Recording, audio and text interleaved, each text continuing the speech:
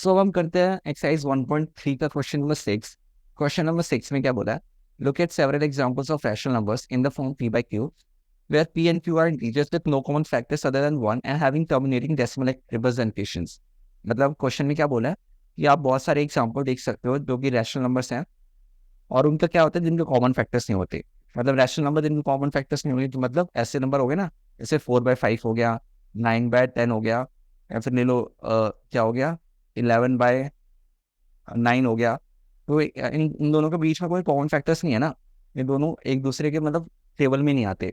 हमें इस टाइप के नंबर लेने हैं और वो नंबर कैसे होने चाहिए और उनका जो आंसर होना चाहिए ना, जो मतलब डिवाइड करने के बाद वो टर्मिनेटिंग डेसिमल एक्सपेंशन होना चाहिए। मतलब वो पूरी तरह से टर्मिनेट होना चाहिए। अगर उनको डिवाइड करा तो पूरी तरह टर्मिनेट हो जाना चाहिए। हमें ऐसे कुछ एग्जाम्पल्स लेने हैं और हमें एक प्रॉपर्टी गेस करनी है कि उनमें क्या कॉमन है। ठीक है, तो मैं फिर से समझाता हूँ।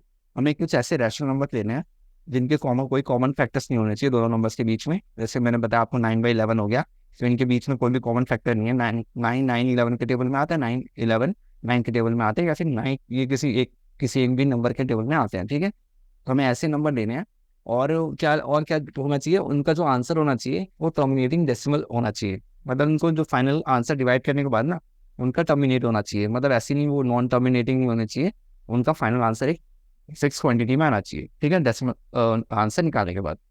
तो वैसे हम एक कुछ नंबर देखते हैं। जैसे कि हमारा एक नंबर हो गया, जैसे मैंने 9/11 लिया था ना, तो 9/11 नॉन टर्मिनेटिंग होता है, तो मैं उसको ले नहीं सकता। तो मैं कुछ ऐसे नंबर लेता हूँ जो कि टर्मिनेटिंग होते हैं और उनका कोई कॉमन फैक्टर नहीं होता। तो एक तो हो गया हमारा 1/2। ठीक है, इनका कोई कॉमन फैक्टर भी नहीं है और ये टर्मिनेटिंग भी होता है, क्योंकि इसका आंसर तो सबको पता ही है, इसका आंसर है 0.5। ठीक है, एक एग्जाम्पल ये हो गया। एक और एग्जाम्पल ले लेता हूँ। जैसे एक और एग्जाम्पल हो गया हमारा 4/5 हो गया।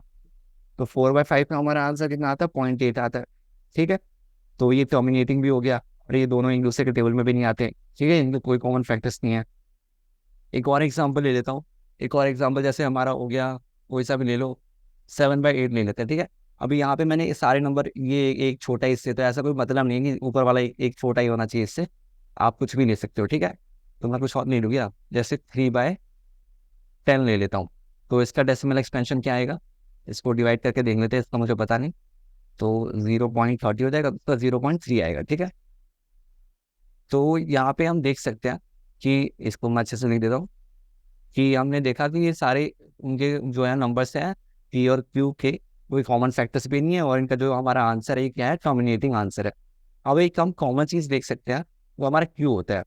क्यू क्या होता है? ये जो नीचे वाला पार्ट को हम क्यू कहते हैं ना, ये जो नीचे वाला पार्ट है इसको हम क्यू कहते हैं। यहाँ पे हमारा 5Q है और यहाँ पे हमारा 10Q है। तो हम एक कॉमन चीज देख सकते हैं, जो हमारा क्यू है ना, अगर ये 2 का फैक्टर या फिर 5 का फैक्टर हो, जैसे 10 भी 5 का फैक्टर और 2 का फैक्टर है, तो अगर हम जो क्यू की वैल्यू है, अगर मैं 2 का फैक्टर या फिर 5 का फैक्टर लूँ, तो जो आंसर आता है ना वो हमेशा टर्मिनेटिंग आता है। आप करके देख लेना, आप कुछ और एग्जाम्पल ले लेना। अगर जो क्यू की वैल्यू है ऐसे आती है, 2 की पावर n इंटू 5 की पावर n की फॉर्म में आती है, इसका मतलब क्या है? या तो जो क्यू की वैल्यू है 2 का फैक्टर है, या फिर 5 का फैक्टर है, या फिर दोनों का फैक्टर भी हो सकता है। अगर ये क्यू इस फॉर्म का है तो जो हमारा आंसर आएगा हमेशा क्या आएगा? टर्मिनेटिंग आएगा। तो हमारा जो इन्होंने प्रॉपर्टी गैस करने के लिए बोली थी ना क्यू की, तो यही प्रॉपर्टी है। अगर जो क्यू है, क्यू या फिर 5 का फैक्टर है या फिर दोनों का फैक्टर है, तो जो हमारा आंसर आएगा हमेशा टर्मिनेटिंग आएगा। तो यही हमारा यही है।